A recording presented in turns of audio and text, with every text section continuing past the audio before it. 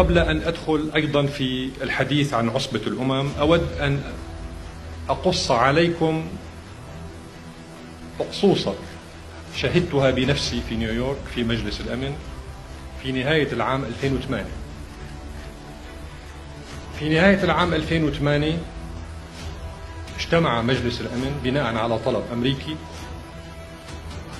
لتقرير مصير ما يسمى بلجنة الأنموفيك آنذاك، والتي كان هدفها الأساسي البحث عن أسلحة الدمار الشامل العراقية المزعومة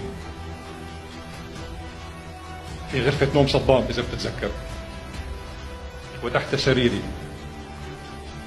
طبعا القصة بدأت بتشكيل لجنة اسمها الأنسكوم بعد حرب الخليج الثانية، قصة الكويت، ثم استبدلت هذه اللجنة بعد غزو العراق بلجنة ثانية اسمها الأنموفيك. لجنة الأنموفيك والأنسكوم بعد 17 عاما من البحث عن أسلحة الدمار الشامل العراقية المزعومة لم يجدوا شيء، رغم التضليل والكذب الذي تعرفونه والذي يماثل في كثير من تفاصيله قصة الكيماوي عندنا. في نهاية العام 2008 أرادت الولايات المتحدة الأمريكية أن تنتهي من هذا الموضوع، لجنة الأنموفيك. لكن ما العمل؟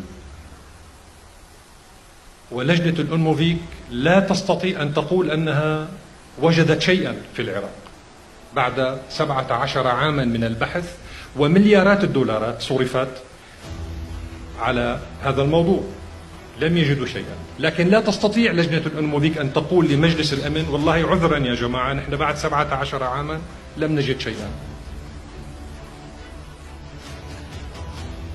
استدعي أعضاء مجلس الأمن لاجتماع شبه سري في ساعة متأخرة من الليل، وكانت الدنيا باردة جدا في نيويورك،